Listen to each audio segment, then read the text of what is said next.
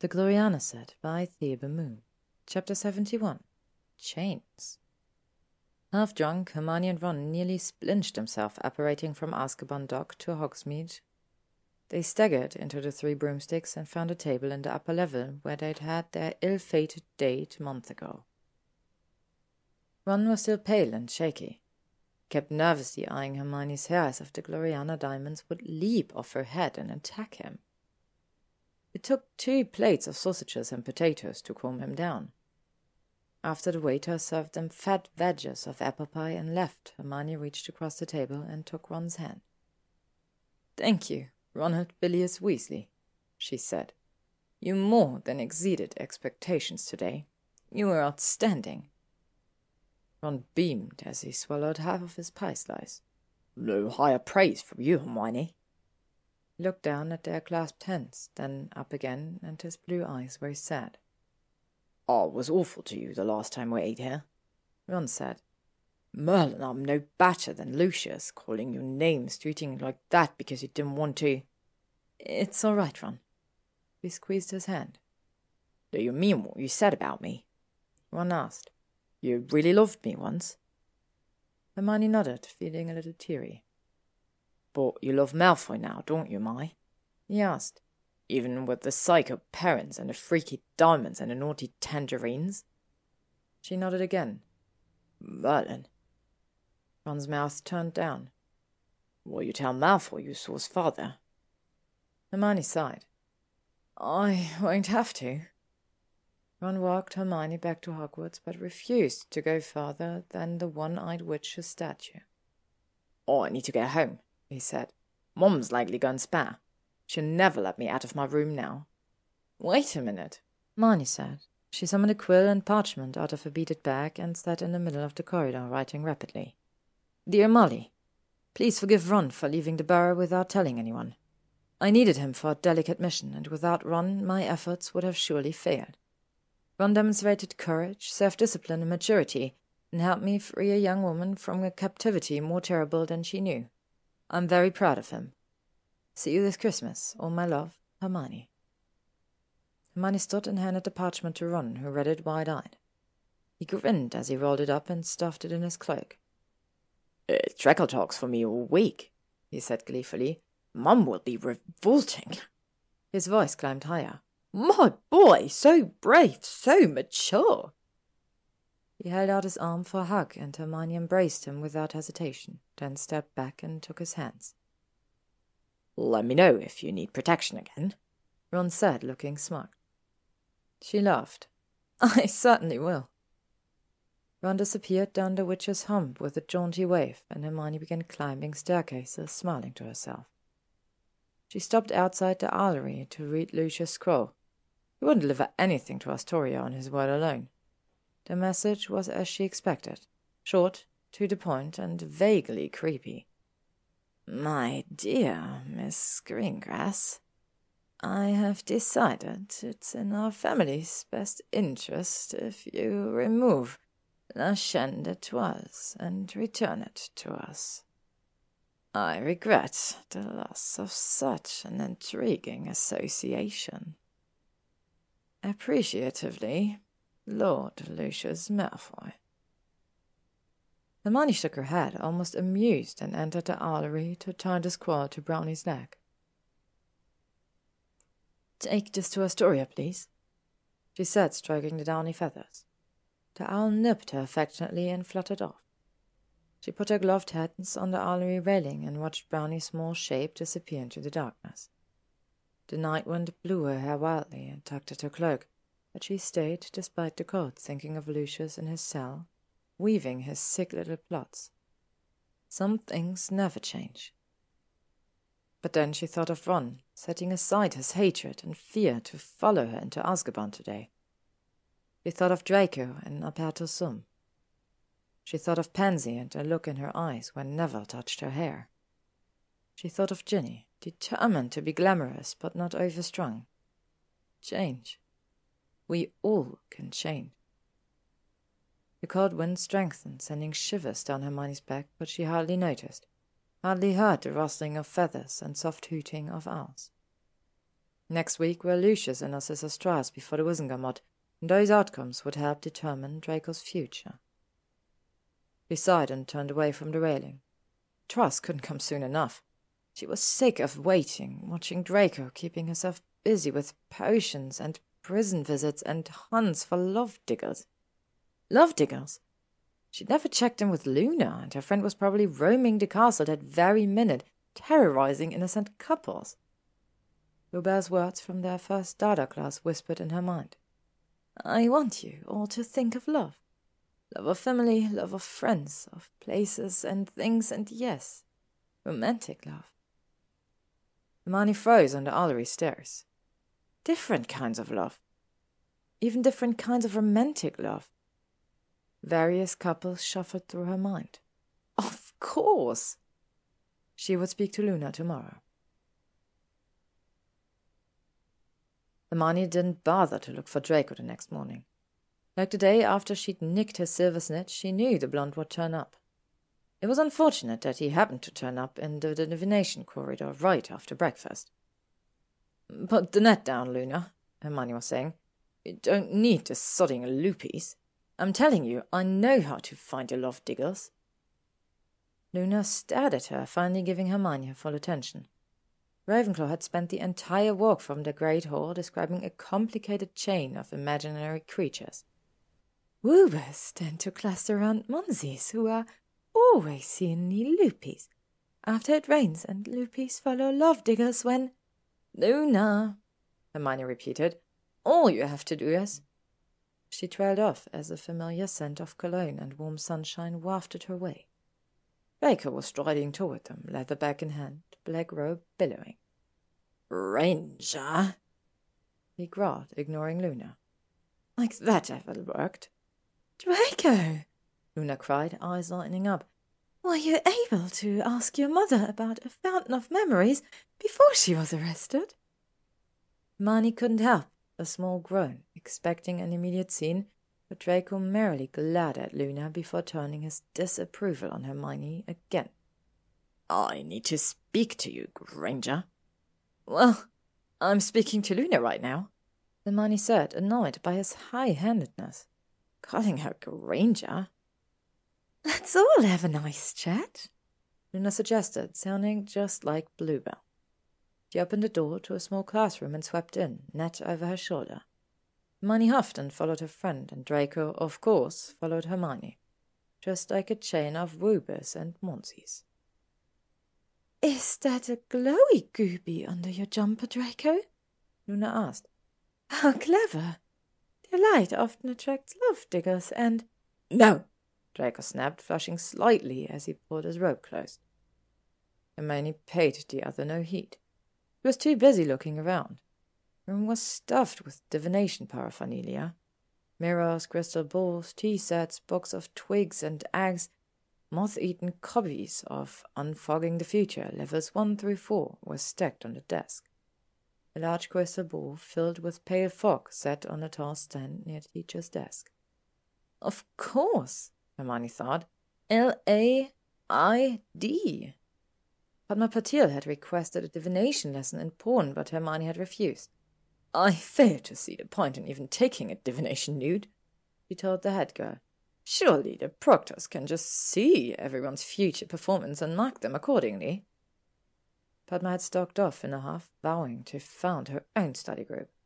Obviously, Luna had led Hermione and Draco into the headquarters for learning assistants in divination.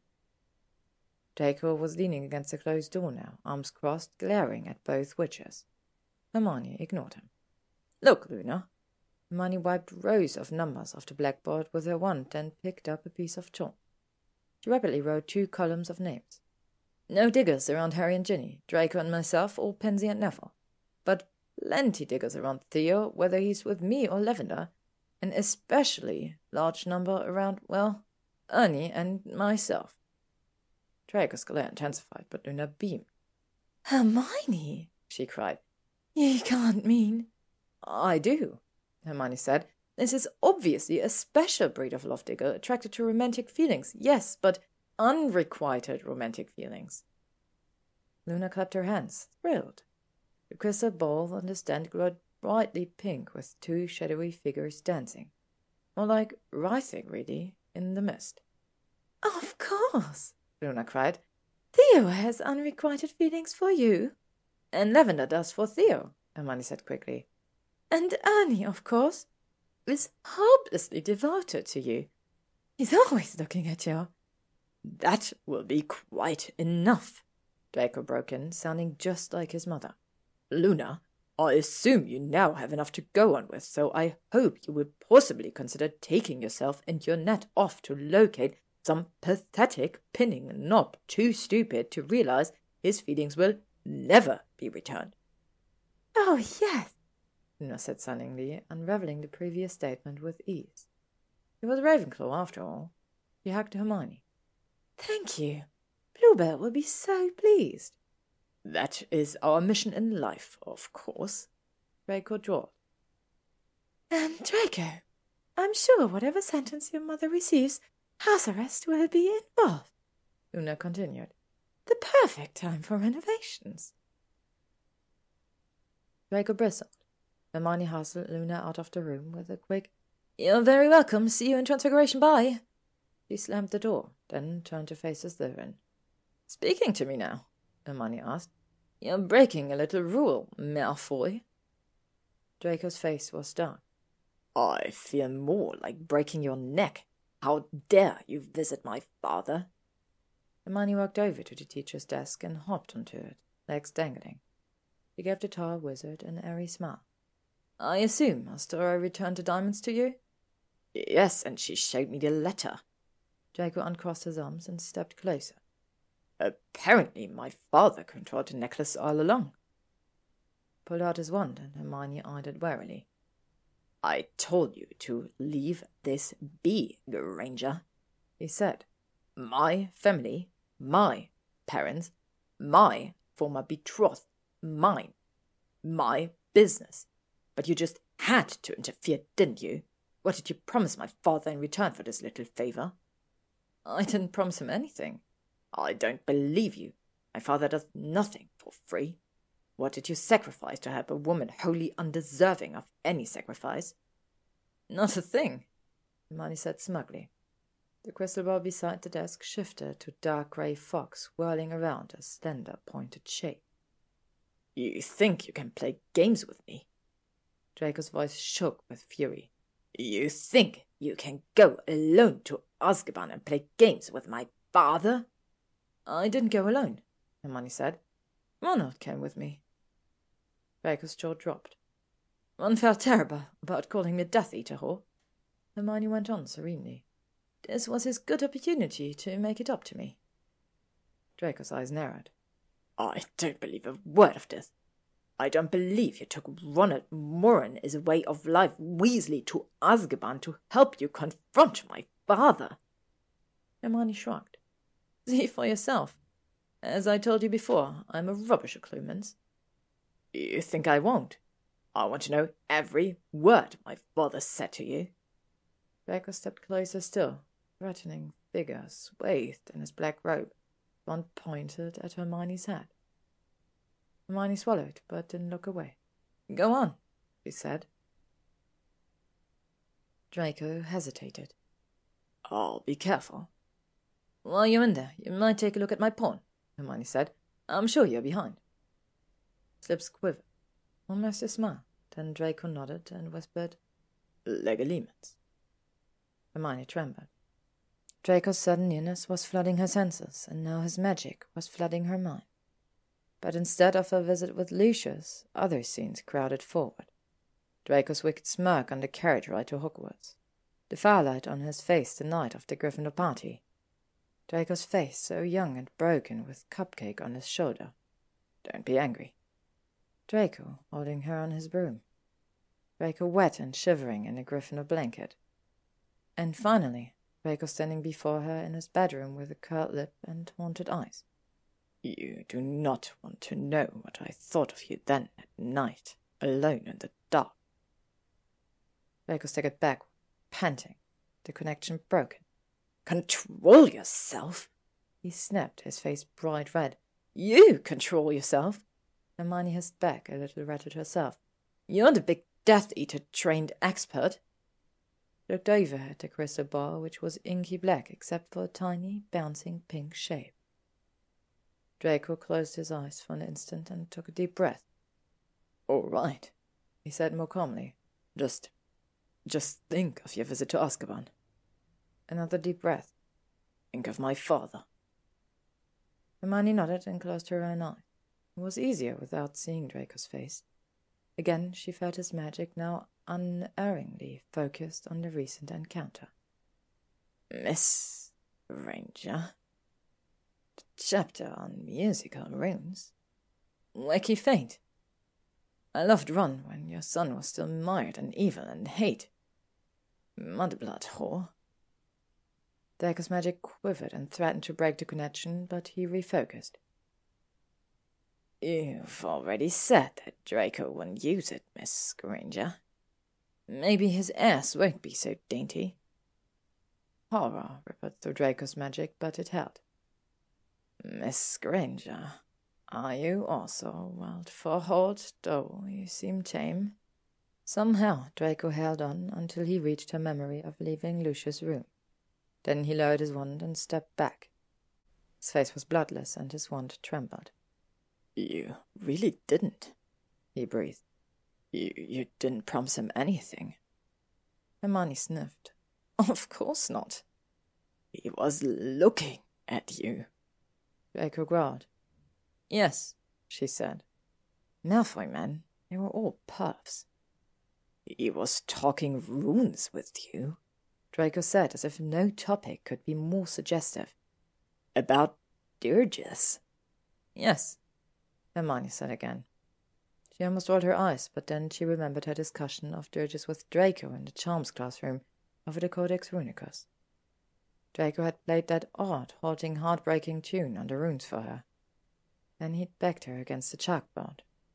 "Have you been thinking of me?" "I'd much rather discuss runes with you," Hermione said in a weak attempt at seductions. Draco just looked furious. "You have gone too far this time, Hermione. One of those days your luck will run out and you'll find yourself in the Death Eater's power again. Have you learned nothing?" "I'm fine, Draco. You saw for yourself." "You have to stop doing this." Draco was nearly pleading. "You have to stop risking yourself for Theo, for Astoria." He swallowed. "For me." "I won't stop," Hermione said stubbornly. "It's who I am. I spent 7 years risking myself for Harry, and I'll risk myself again if I have to. Draco, your father had Astoria on a leash. Don't tell me he wasn't plotting ways to yank it. All the way from Azkaban." Draco fell into a nearby chair, his head bowed, his white blonde fringe over his eyes. Hermione slid off the desk and knelt before him. She took his hands, trying to look into his face. "You warned me about Astoria," Draco whispered. "I should have handled it myself. I couldn't go back there." Hermione said nothing, just held his hands tightly. Draco sighed. "You were right to bring the weasel," he admitted, his voice stronger. "His behavior was surprisingly well considered." "High praise indeed," she murmured. "For the weasel, yes," Draco said. He looked up slightly, meeting her eyes, and gently pulled his hands from hers. Hermione sat back on her heels, and Draco reached out to brush a lock of hair off her face. His fingers caught in a curl, and he tucked her head back, raising her chin. Hermione's eyes slid shut, and she waited for the feel of soft lips on hers. But Draco's fingers slid out of the curl, and Hermione heard a scrape off his chair. She opened her eyes to see the black-robed figure stand and back away. Then he picked up his bag and prepared to leave. Hermione stood as well. "Draco," she said. He turned to look at her, his leather bag dangling from one hand. They stood perhaps 5 feet apart, the crystal ball between them empty except for a tiny silvery glow. "You can't run forever," Hermione said quietly. "For Caesar's I am." They stared at each other for a long moment. Then, without another word, Draco swiftly crossed the door and left the room. Draco kept his distance for the rest of the week, although Hermione often felt his eyes on her. Harry continued to dog the Slytherin's steps, to Draco's obvious irritation, but while Draco was still mostly shunned around school, the hexing and baiting was dying down. Draco still looked drawn and haunted, however, eating little at meals and politely refusing any treats Pansy offered him. Only the squeaky mice could make him smile, although Hermione made sure they didn't pester him. Theo returned to his usual urbane manner, and Hermione reluctantly allowed him to join her table and potions again. The Slytherin must have had an "I'll cut you with the glass shards" moment with Lavender, because Lavender wouldn't even look at him, and her hands trembled as she counted out their griffin claws. Hermione thought about helping her, both with the task and her obvious distress, but thought better of it. Maybe this would teach Lavender to stop chasing Slytherins. It was at this juncture, with the entire school divided over the Malfoys' latest actions and tensions running high between nearly all 8th years, notably between Ginny and Blaise, Hermione and Theo, Lavender and Theo, and of course Draco and just about everyone, that the Slytherins chose to hold their own inter-house party and invite other 8th years. Neville begged Hermione to attend for Pansy's sake. Pansy was planning the party with Astoria, of all people, and Hermione agreed, remembering Neville's reference for Draco and his help with the Virgin Earth. The party Saturday night was for Slytherins and Gryffindors only, thank Merlin, which cut out Luna and Justin Finch-Fletchley, among others. Ernie and Padma, however, were invited as head boy and girl, a typical Slytherin political move. Harry was invited as well, and had surprisingly agreed to come instead of pleading weekend aura duties. The dress code on the invitation was semi-formal, a blatant attempt to get Gryffindors out of denim and sneakers. Hermione found herself standing in front of a bedroom mirror the night of the party, fingers twitching to grab her wand and lengthen her dress hem. What she was wearing was Pansy's fault. A shocking dark green, almost black, halter dress with a short, flowy skirt, bare shoulders, and a deep V-neckline. Ginny had also painstakingly sorted Hermione's hair into long ringlets with 2 Gloriana hairpins drawing strands off her face. "This is too much," Hermione said, staring at her reflected image. Silver bangles on her wrists matched her heeled sandals. "Entirely too much." "You look dazzling," Ginny said. She herself wore a strapless dress of dark purple with an amethyst pendant on a golden chain. Her hair was unbound, falling like smooth, coppery curtains from a centre part. Hermione shook her head. "You're the dazzling one, Gin. Harry will lose his mind." "I'm not dressing for Harry, or for Blaise," Ginny said severely. "I'm dressing for me." Harry was waiting in the Gryffindor common room with Neville, and Hermione halted on the stairs, stunned, for it could almost be Theo in glasses standing there. Harry wore a black suit with a crisp white shirt and a green tie that matched his eyes. His hair even stuck up in an organized way. Pansy must have gotten to him as well. Harry wore a tiny gold tie clip in the shape of a phoenix and a magical watch Hermione had given him for his birthday. "You look incredible, Hermione," Harry said, kissing her on the cheek. "So do you, Harry," Hermione managed. "Very sophisticated." "Well, Pansy insisted that, Neville and I—" Harry trailed off, and Hermione didn't need to turn around to know that Ginny was walking down the stairs. Hermione moved over to Neville, who looked like an entirely different person, all in black with a silver tie. Harry met Ginny at the bottom of the stairs, and whatever he said brought a rare flush to the redhead's cheeks. Ginny tore her eyes from his. In her heels, Ginny and Harry were almost over height, and walked over to Hermione and Neville. The Patil twins and Lavender turned up as well, followed by Seamus in an ill-fitting brown suit and red shirt. Neville led the way to the dungeons, obviously fulfilling a promise to Pansy to deliver the Gryffindors dressed appropriately and on time. "Intelligence without ambition," the snake charmer said as the group approached a repaired painting.